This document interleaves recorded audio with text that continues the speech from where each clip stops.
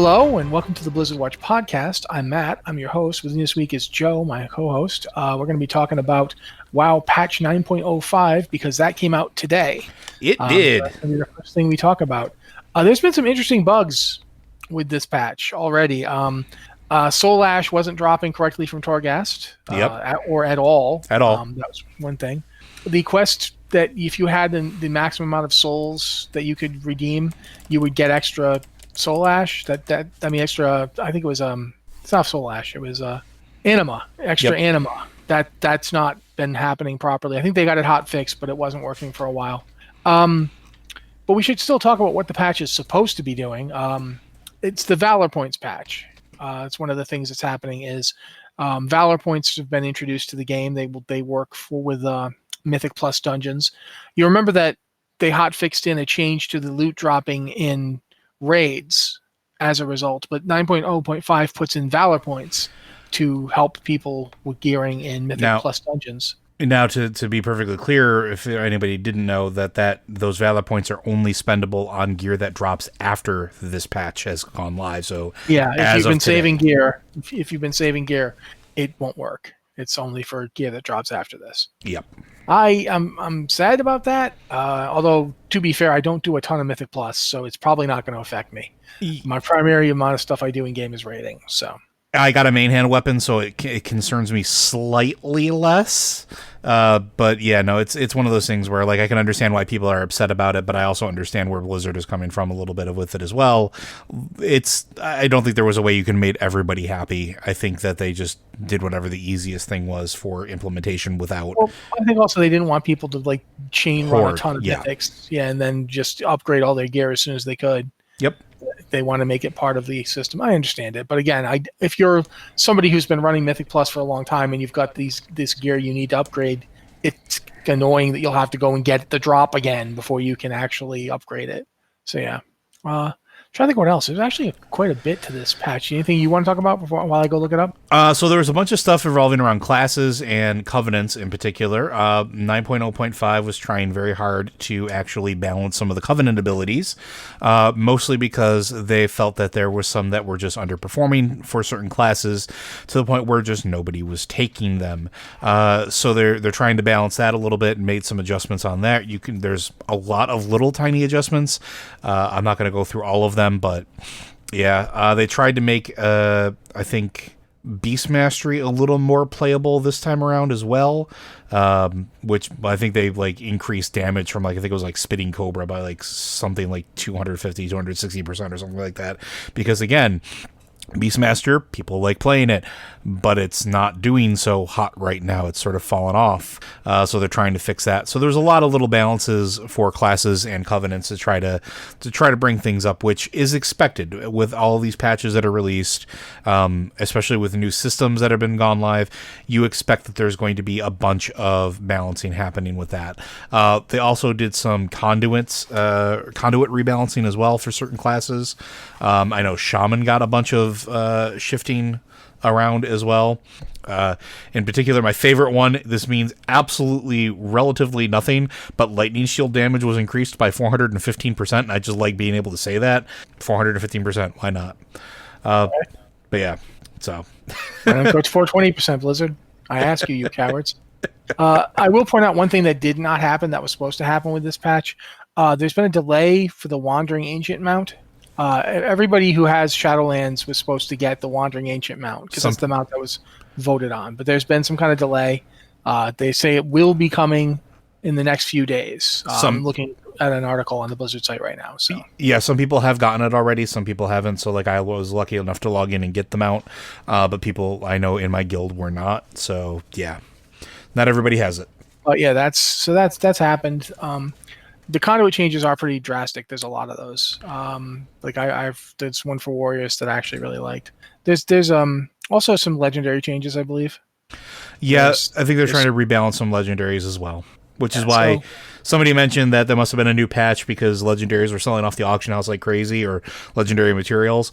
That's why, because a lot of them got rebalanced and people were waiting to see if they actually made it to live or not before they went and purchased it. Yep. So that's happened. Overall, it's a pretty substantial patch for one that doesn't have any new content. which we're waiting for. 9.1 is going to be the new content patch. This is just one with like Covenant fixes, legendary fixes, the changes for Mythic Plus, things like that. Trying to think of what it is. Also, Stygian Crafting has also been added. That's now, if you've got a ton of Stygia and you don't really have anything else to do with it, you can now use it to make things. There's supposedly like a mount you can make. I don't know much about it at this point. It isn't something I've explored, but it is now in the game. So if you have a ton of Stygia and you just have nothing else to do with it, you can now craft with it. So that's nice. I don't know why. It feels like a system that they must have had in mind for a while, so I don't know why it didn't launch with the game, but it's here now. So there you go. So yeah, I think that's about it for this. Yeah, I mean, it's a big patch. If you haven't logged in, log in, try to experience some stuff, and go forth. All right, the next thing we're going to talk about is the Diablo 3 PTR is currently testing patch 2.7.0. That's basically, if you haven't heard about that, that's the one that has the drastic changes to the follower system, which I think is pretty neat. But as a result, our Mitch went and asked the Diablo Twitter feed, hey, what's up with the theme? Are we going to find out what the theme is anytime soon?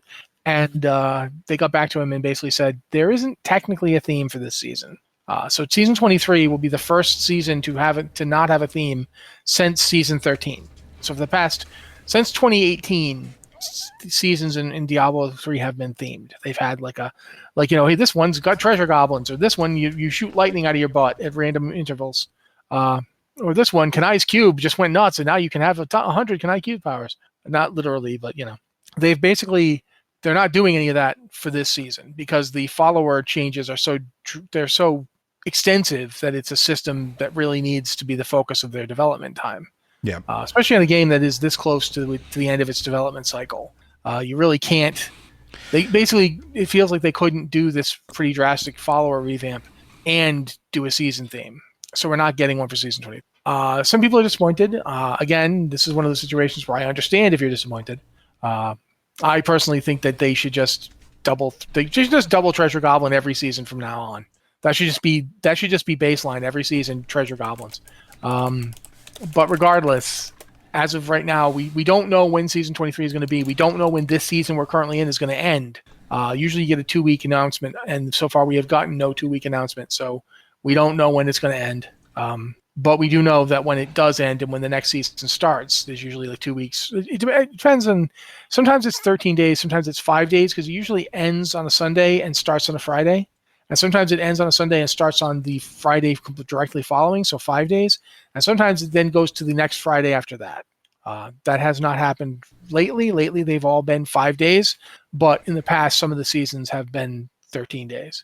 I honestly don't know what to think about it. To be upfront, there's a lot to this follower system. I don't know if you've seen it at all, if you've looked at it, Joe, but it's drastic. It's a drastic change. Yeah, I haven't really been following it too much, mostly because I will freely admit, with all the hype around Diablo 4 news and Diablo Immortal and everything else, and the upcoming Diablo 2 remaster, I haven't really been paying too much attention to Diablo 3. I'm sorry, Diablo 3. I love you and all, but I haven't really paid too much attention to it. No, I mean, Diablo 3 is a game that is near the end of its development cycle. I think that's fair to say. But in terms of what's happening, basically, you will be able to put gear in your follower will now have a full set of slots just like you do. The head, neck, gloves, shoulders, the whole deal, just like you do. And you'll be able to put gear in all of it. And any legendary abilities or set bonuses that gear you put on them has, you'll get. So if you remember back in season 20 when they had the Kanai's cube thing where you could get extra powers and you could change your powers around, this is kind of like that. It's kind of like they took that idea and they made it part of the follower system. So if you are playing by yourself, nobody else, not in a group with other people, you could have a follower who's decked out in gear that will give you bonuses. Yep. And that's pretty interesting. But as a result of doing that, season 23 is just going to be season. It's not going to be a theme season. And I don't know what that means for theme seasons going forward. Because here's the thing. I don't know if you guys noticed this. The past, I want to say since season 20, they have not really had a great handle on balancing out the seasons. Season 20 and season 21, they both had to add the treasure goblins to them just to get people interested in playing them. And I think that's not great. I think part of that is just a sort of like endemic of like shifting development, right? Like that unfortunately that's sort of what happens when you start shifting gears. You can't really devote as much attention to it. And I get it. Like I know a lot of people have been very upset by that in particular. I've heard grumblings from folks that still play the game pretty frequently that it's a little disappointing. Totally understandable. But I think like it's the unfortunate reality. Like when you're talking about, you don't know where theme seasons are going to be moving forward. I think we might be done with them. I think this might be make players feel as powerful as we can, as often as we can, so that they can just have fun blowing stuff up until we can get another game in their hands. Yeah, and that's certainly is a possibility. I don't know if that's what they're going to do, but it does feel an awful lot like we're kind of at the point where you have to be expecting Diablo 3 won't be around too much longer. I don't know. We know that it won't be Diablo 4 in 2021, but I mean, even if it comes late to 2022, like let's say it comes in November of 2022, that's 3 seasons at the most. And by then we're probably already looking at like the remaster and like, did they say that Immortal was not coming out this year? No, Immortal is supposedly this year. So then we have Immortal, we have Diablo 2 remaster coming out in between that time as well. And people are probably justifiably going to be spending time in both of those games. So I think maybe not spending too much attention on the, in particular, the seasons makes sense. Why bother if as many players aren't going to be doing it and the game is essentially about ready to shift into legacy mode?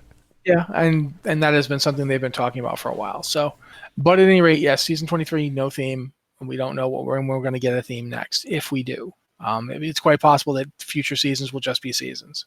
And, they did 13 seasons without themes before they got to this point. So it's not like it's completely unheard of. It's just, I think that to a degree that the amount of development that you put into a season has just gotten bigger and bigger as they've come up with more and more ambitious themes. And they kind of hit a point where they can't really sustain it. And I'm not surprised. I'm kind of surprised it took this long. Yeah, no, I would agree. But at this point, I guess we're going to move on to do some of their emails and questions that y'all leave for us. And I don't know why I always get y'all in when I get to this point. Every single time. I'm from freaking New England. I do not have a y'all. I don't know why this happens. At any rate, however, if you have an email for the show, you can send it to podcast@blizzardwatch.com with the subject line podcast or Blizzard Watch, so we know it's for this show.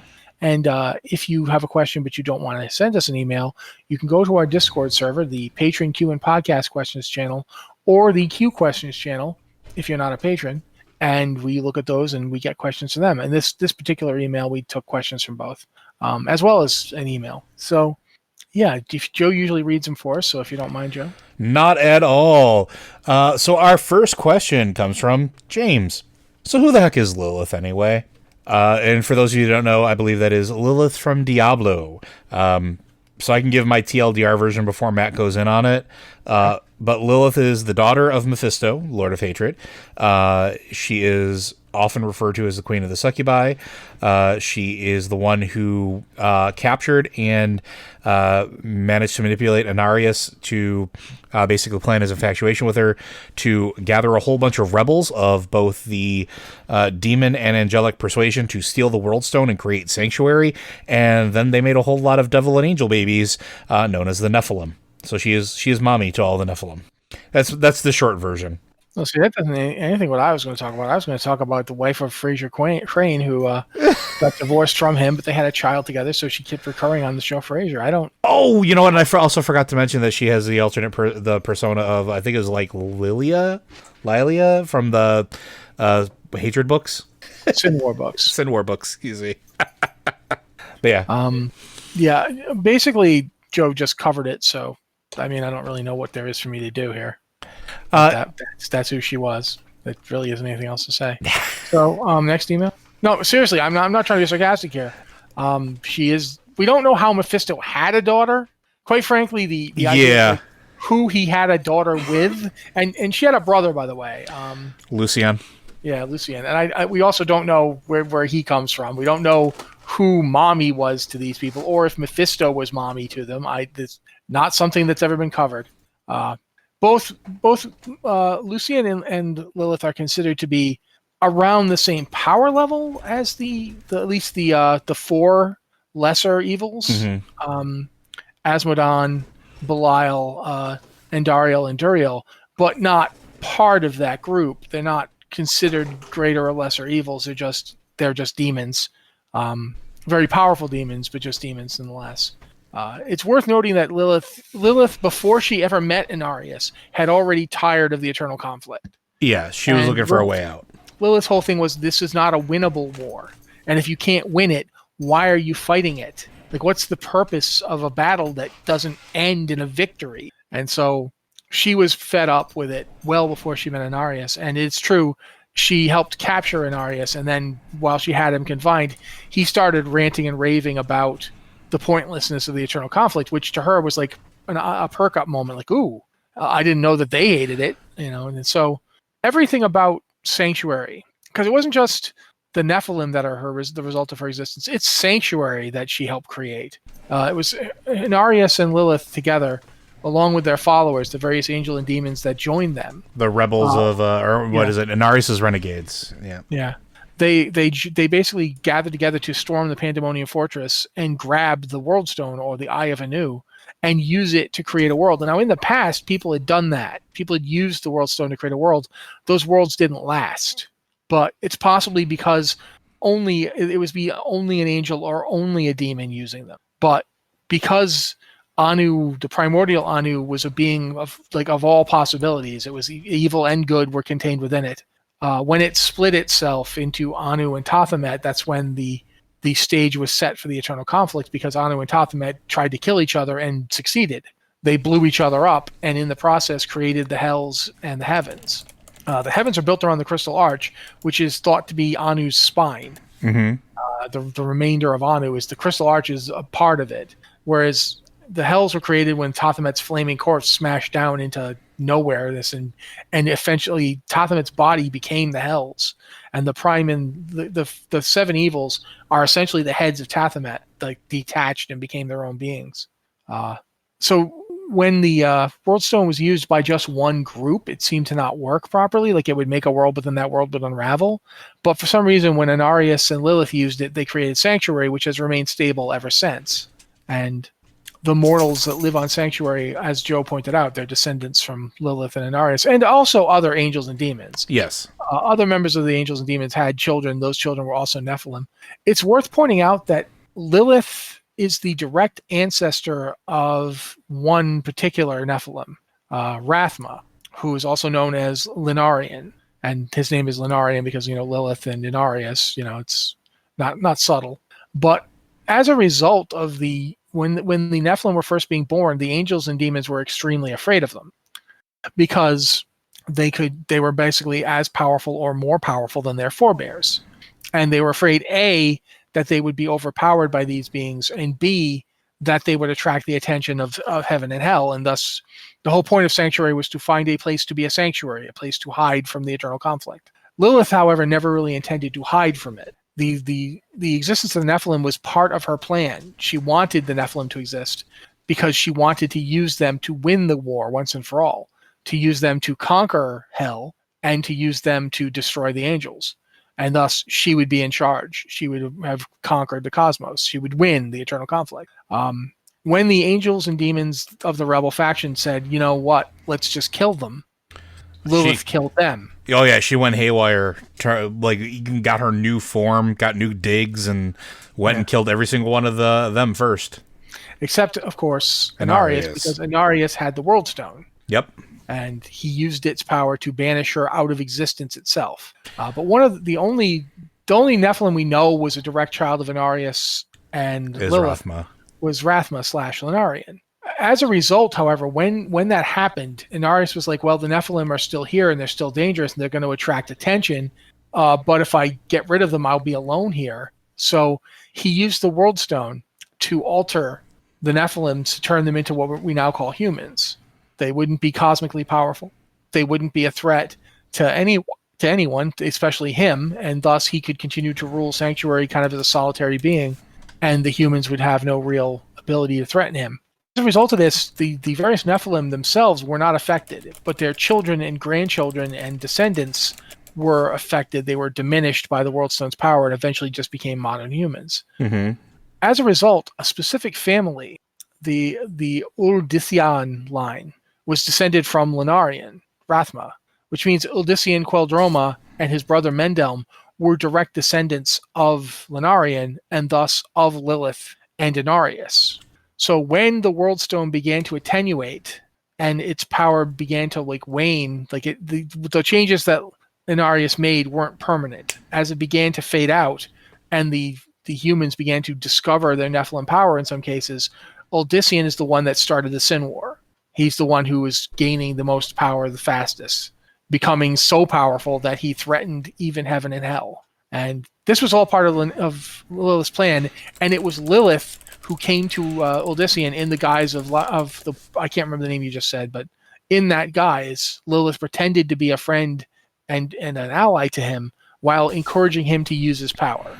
Yeah. Because that was her whole deal, that she wanted to get the Nephilim to use their power because that's how she was going to win the eternal conflict. And that's possibly why the events of Diablo 4 are going down, although we don't know a lot. But that's who Lilith is. We've now pretty much covered Lilith pretty extensively, I think.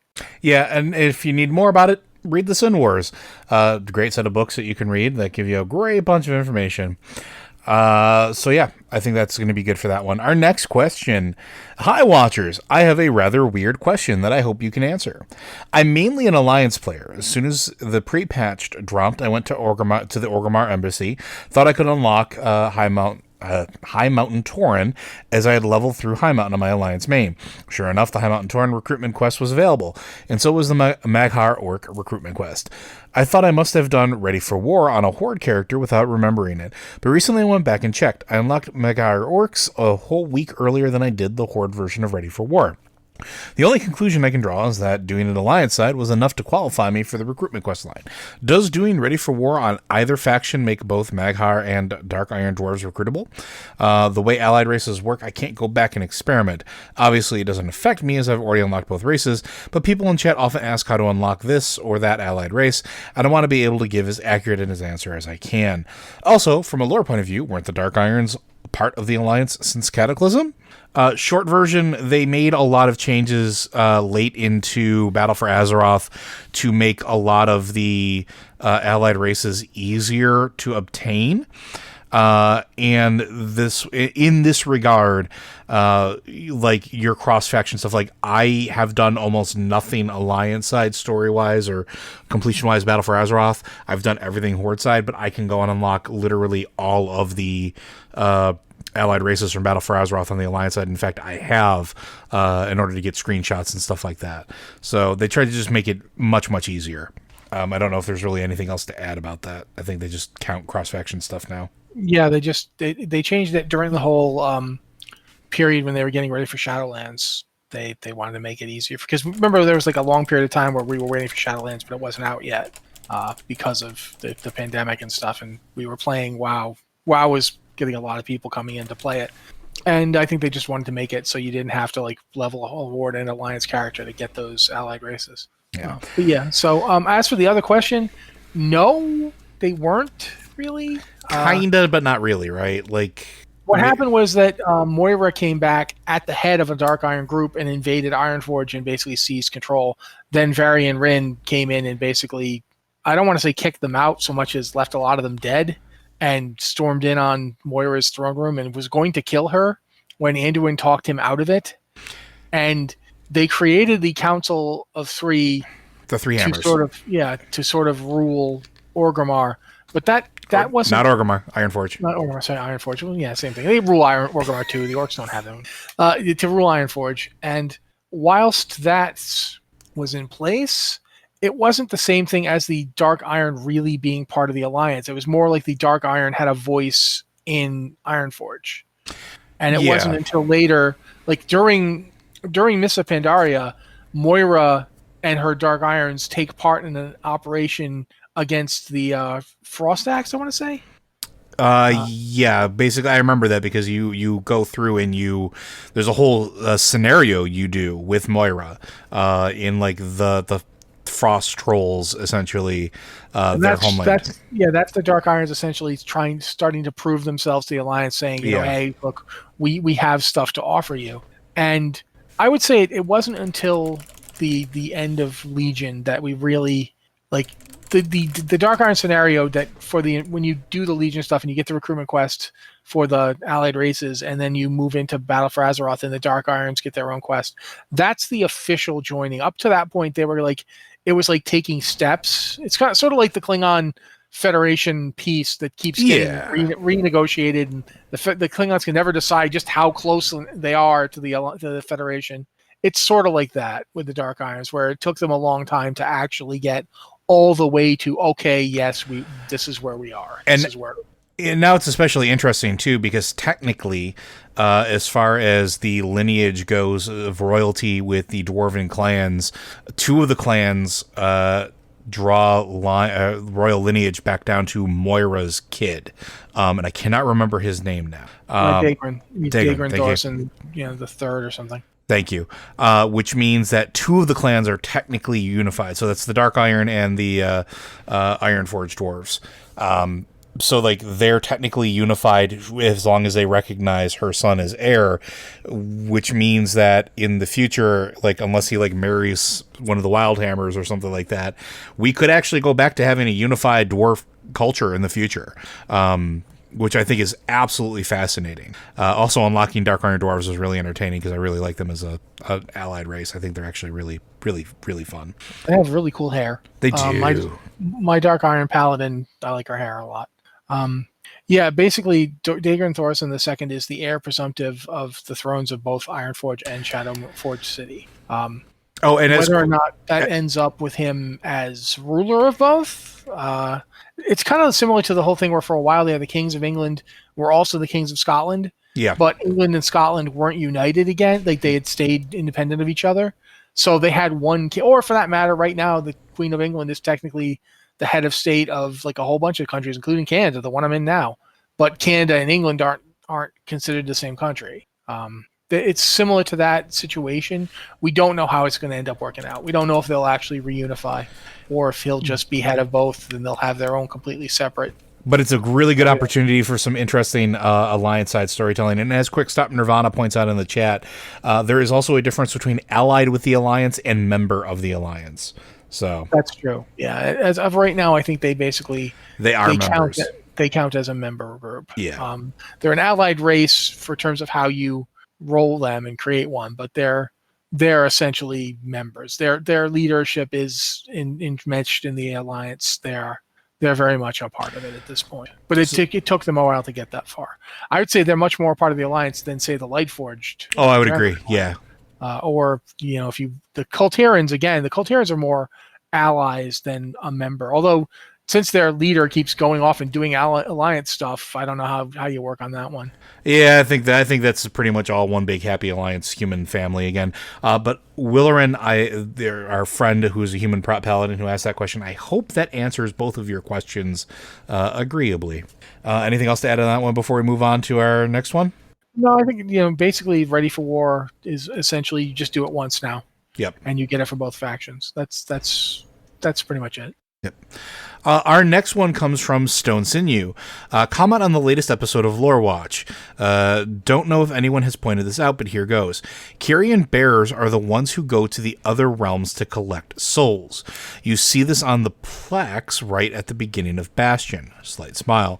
The implication being that they research how they move between the realms. Question mark? Probably. The idea is basically we got Kel'Thuzad. The question on Lore Watch, which we didn't do this week, which is why I put this in here. Yeah.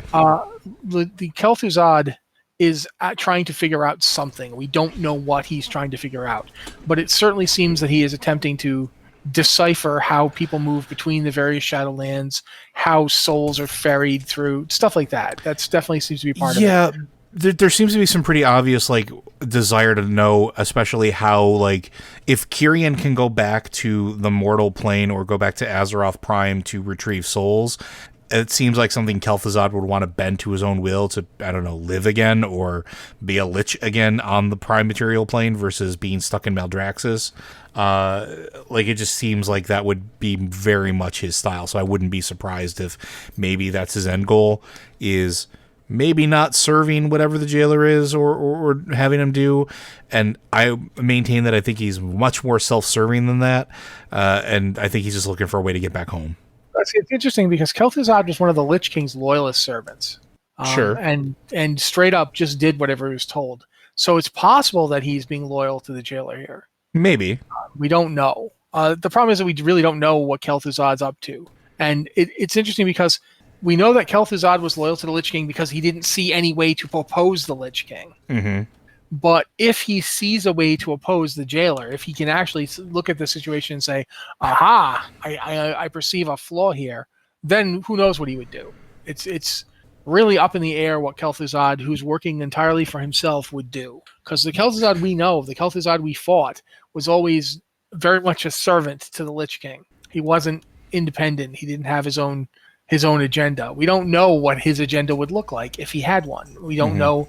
We know that he's up to, he's got his hands on the I forget what it is from Denathrius. What was it Denathrius gave him? Oh, one of the did he give him one of the signets? Yeah, okay. Yeah. So he's got his hand on that. Renethal's. He's got Renethal's signet. Yeah, which is he could use to manipulate the fabric of reality in Revendreth. Mm-hmm. But if he can figure out how to use it elsewhere, that's interesting. Like what is he, each of the I want to call them the Eternal Ones can manipulate the fabric of reality in their realm. Yeah, and we don't know, does that extend to the other realms? Is it a function of the realm itself, acknowledging them as sort of like the master of that particular domain, or is it that realm, that particularly powerful being just able to exert that much control over anima in general? And that opens up a whole lot of interesting possibilities, especially because Denathrius is the only one of all of them that I know of that allows for parting out a little bit of his power or influence over the realm with the medallions. The Winter Queen. Wow, words are hard today. I'm sorry, folks. The Winter Queen definitely doesn't do that. I don't believe that Chirestria does that. The Primus we don't know because, he's lost all of his memory, so he doesn't know either. But it seems interesting that Denathrius would be the one that does that. Here's a piece of me. Go make stuff. And you see that too, right? You see the birth of a new Venthyr. And when you see the birth of the new Venthyr, it's the Chamberlain that's doing it with a medallion. It's not Denathrius. He's just acting on behalf of Denathrius. So it's utterly fascinating what that could possibly mean for the Shadowlands as a whole. Because if you give somebody like Kel'Thuzad the ability to shape reality, that becomes a really dangerous prospect. Just throwing that out there. I mean, Kel'Thuzad is the guy that basically discovered higher forms of necromancy on Azeroth. Other people had necromancy throughout history, but in terms of the mortal races of Azeroth, he either rediscovered or discovered whole new ways to use necromancy. That's what attracted the Lich King's attention to him in the first place.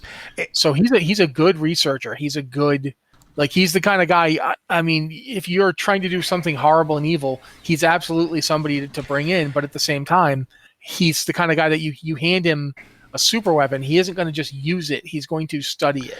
And that, I think, and to answer Padilla in chat a little bit, yes, the Covenants do take the medallion back from him, and the whole Kalthos exchange and everything else. I get that, but it's also, how long did he have that medallion? How long did he have it in his possession to study? And what was he able to glean from it? Because, as Matt's pointed out, Kel'Thuzad's not dumb. He is a very accomplished magic user. We often refer to him or see him or think of him as just his bumbling lich form, and I wouldn't even call it bumbling, but his subservient lich form to the Lich King. But in life, when you go and go back to old South Shore and you listen to him, listen to his interactions, or know anything about him, he's brilliant. He's smart. He understands what's going on. Matt points out that he, learns about higher levels of necromancy when there was no information for him to actively seek other than what he could find on his own. There wasn't a library he could go to. He basically reverse engineered all of that. He got punished for daring to experiment. Yeah, he got censored by the Kirin Tor. Yeah. they eventually kicked him off of the Council of Six. Yep. And he was on the Council of Six. Yeah, he was not, he was not a joke. So, yeah, Kel'Thuzad having access to that thing for 5 minutes isn't a good idea. And in terms of what he's going to do now, I mean, it might be that he's loyally serving the jailer and his goal to free himself from his imprisonment. It could be that he's looking for a way to free literally Kel'Thuzad himself from imprisonment. We don't know. But we do know that he's out there and that he had access to that and that he has been studying the bearers, which in of itself is interesting because, he's got the Morsworn to look at too. And we know that the Morsworn have their own Venthyr. Not Venthyr, Valkyr, essentially. They have their own Kyrian, and they can possibly do what the Kyrian could do. Why does he need to study the bearers? What specifically is it that he's trying to determine? Is he studying how to move between the realms of the Shadowlands? Or is he trying to learn how to move back to Azeroth or other realms entirely?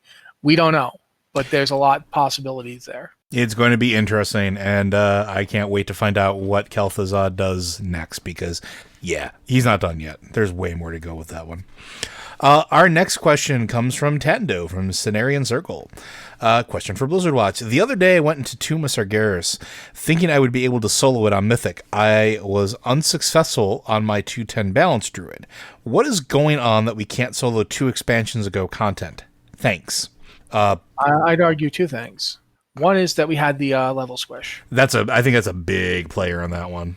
Level squish basically means that we are trying to fit all content into a much more narrow band. Like everything before Battle for Azeroth, including Battle for Azeroth, actually goes up to level 50. And so you're trying to cram raid content from all those expansions into that narrow band of levels, which means that the stuff that is mechanically based, and I'm going to say right now, I think the problem you're having is the last 2 fights, because that's when I went in. That was the last 2 fights that gave me the hardest time. I since have gone in Mythic. I barely managed to get past the Avatar Sargeras, and I think that was absolutely a fluke that I managed to do enough burst DPS the last time through to get him. Yeah, I couldn't do anything to get through the last 2 fights myself on my shaman. Like, I had to find a group to come with me. Yeah, and I couldn't do the last fight either. In fact, I couldn't even get past the trash. Yeah. To get up to Kel'Thuzad. And that's because there are complicated mechanics. What? Kil'jaeden, yeah, sorry, because Kel'Thuzad. You guys get stuff stuck in my head. But the thing about Kil'jaeden is that there's complicated mechanics in that fight. There's stuff like you have to run around looking for, Illidan. If you have like a raid of like 20 or so people, that's not that complicated. Everybody takes a section of the floor and you look around till you find him. If it's just you have to cover that entire floor till you find him. Yeah. And if you don't find him, you're getting nuked the whole time. You can't cheese it anymore either. Like Demon Hunters used to be able to use Spectral Sight, I think. Yeah, I don't know if they still can. I think they patched that out a little bit ago. So like you can't even cheese it anymore. So that's problem 1. They have crammed to get the levels down, and those fights are mechanically complex. Problem number 2 is that they really don't know what they want people to be able to do. Like they've said, I think you mentioned that they've said, I know you didn't mention it, the person who followed up this must have mentioned it, but they've said that they want people to be able to do Legion content by the end of this expansion. Yes. And I'm like, but that's like in previous expansions, I could do the previous expansions raids by the end of that expansion, not 2 expansions ago. But they now clearly want people to not be able to do Battle for Azeroth content past a certain point in Shadowlands. They don't want you going back and doing those raids. And I don't understand this. Like, why would you not want me to be able to go do those raids now? I mean, maybe not Ny'alotha. And that's the thing, that's always kind of been the case. Like, I don't know if you guys remember, Hellfire Peninsula, like the Hellfire Citadel raid, was very hard to do in Legion. Mm-hmm. Even to the end of Legion, it was extremely hard, if not impossible, especially on Mythic. Well, I don't think you could do it on Mythic until Battle for Azeroth. I mean, I would actually give a shout out to our friend Matt Fossen, who definitely like made a big deal about doing that. I think there are certain ways that you could do it, but the way that entire zone was designed was for a group of people. Like there are simply mechanics that you just couldn't do until you could completely blow out that content. It was crazy. They actually had to put changes in for Hellfire Citadel to make it soloable, to make the first fight get pastable. Yep. Like, you could not get past that first fight because it's just, the other, it's a mechanics thing. It's not something you can easily just outpower because it's not just you, it's the health of the two cannons you have to worry about. And there's so many mobs spawning, it's very hard to get all of them and keep them from damaging the cannons before you get to them. And you're trying to cover a massive amount of space. If you don't have a speed boost, you're going to be doing a lot of running and you might not get there in time. So they had to change that. I think that's the case with a lot of the stuff is they leave the restrictions in place until enough people are like, hey, why can't I do this? And that's when they start looking at it. So I don't think we're going to see them looking particularly hard at soloing this on Mythic until later in the expansion. And in terms of, I think Battle for Azeroth content should be soloable, but I don't think it will be. Yeah. Yeah, I suspect that we'll see some more balancing, like not just what we see with like current content, but we've seen it before in the past where, like Matt pointed out, they do go back and they do look at previous content and they will rebalance previous content to make it soloable at certain levels. But we're also at a point where level squish is still a factor. Just with even the current gear we're getting. And I know a lot of players feel that, which is why they're making so many gearing changes now.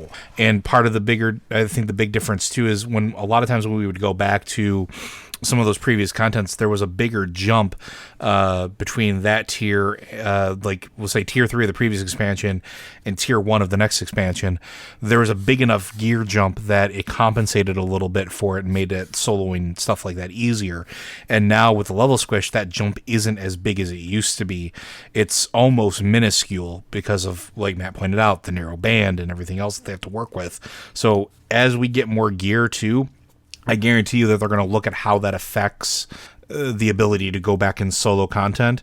And if they need to, they will rebalance it so that we can go back and enjoy some of that and go for our transmogs or certain items that never drop. Because Matt and I just seem to always have one item apiece that will just never drop. Yeah.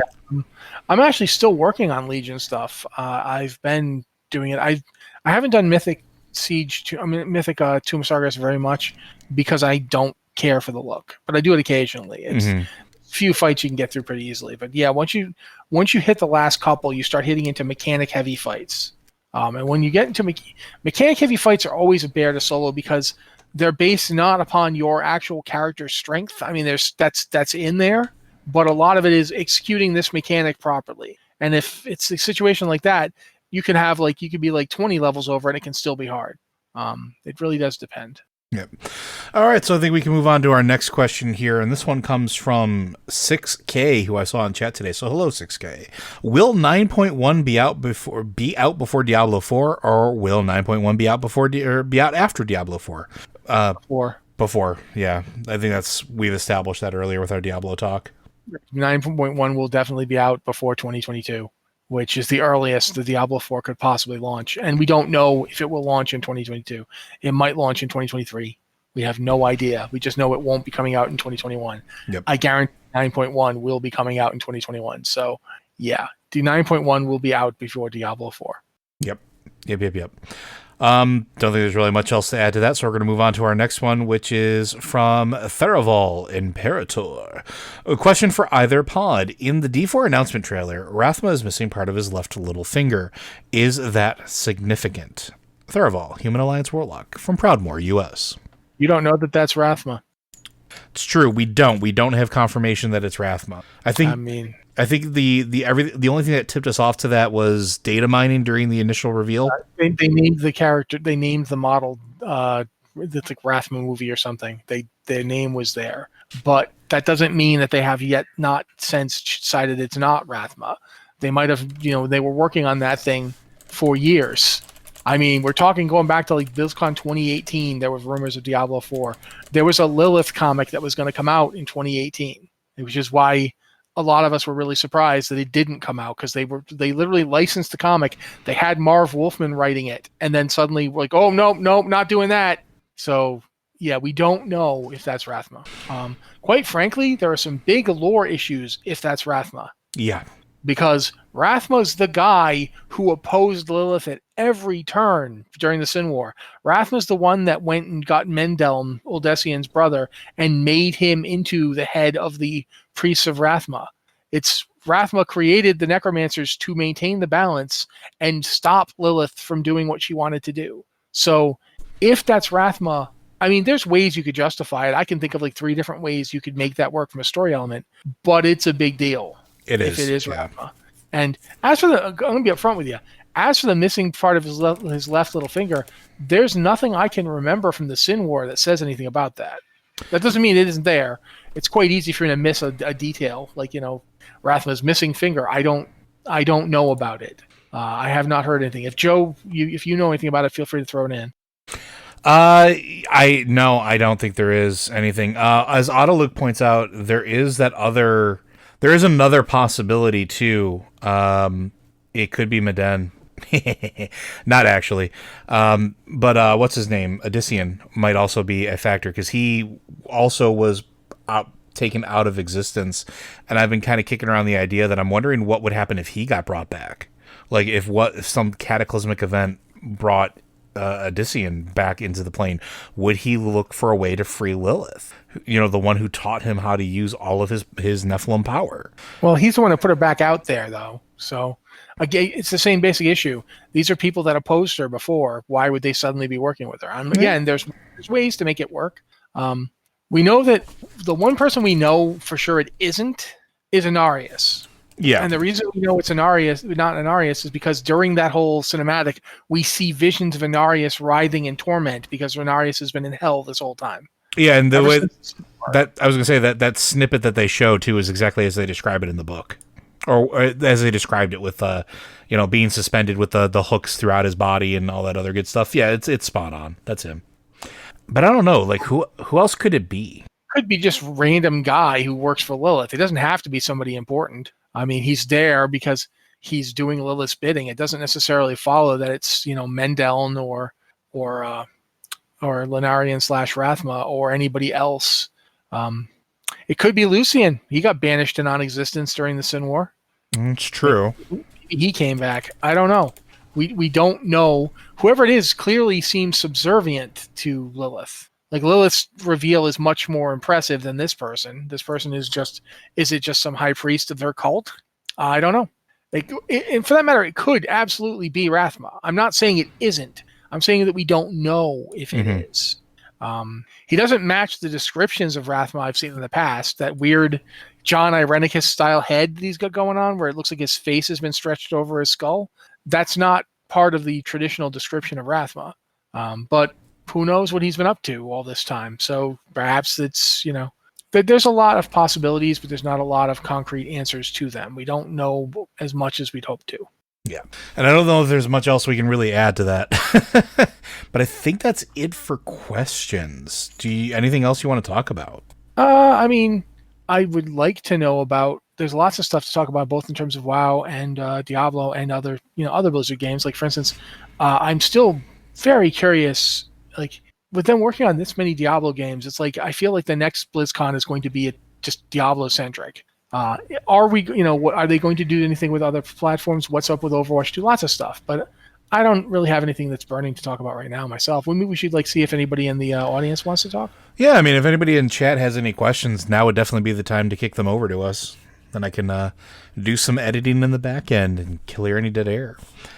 Although, quite frankly, the two of us talk a lot, so I don't know how much there there'll actually be. Although I will say that one of the other things I did see is there was a question in chat for when we think 9.1 is going to come out.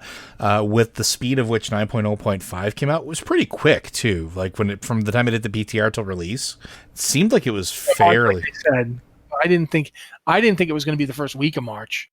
I didn't think it was going to come out 9th. That seems like that's very fast. I didn't think it was. I thought it would be the 16th next week. Quite frankly, so if I were betting on 9.1.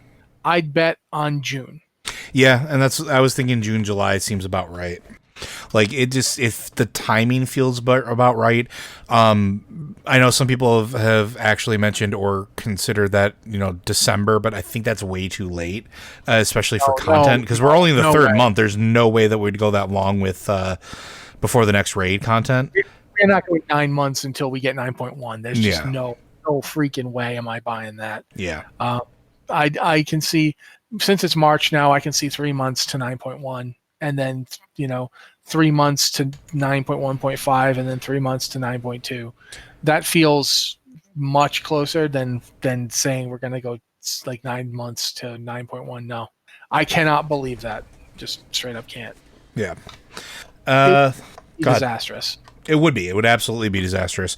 As Tohax points out, that's how you make your player base riot. And yeah, I mean, one of the things I think they've been trying to do a lot better is we always talk about player engagement from like their perspective, right? They want to keep you. I was talking about this, not to sort of like veer off, but this is related, I promise. I always like that joke about, or I shouldn't even say the joke, the joking observation of what Chuck E. Cheese was. It was a child casino, right? It wanted to create an environment that was absolutely terrible, maximize profit, and wanted you to, at least the target audience, the kids, to stay there as long as possible. Because the longer you're there, the more money you can milk out of that family. I'm not trying to be cynical, but like games have sort of a very similar idea, right? Like it's the idea of engagement. The more you can get somebody engaged in playing your game, the longer you can get them playing your game or in content they consume, the more incidentals that they might purchase, but also the more they might bring friends or bring more people and grow the player base, right? So like we pay our monthly fee to play this game in whatever capacity you do.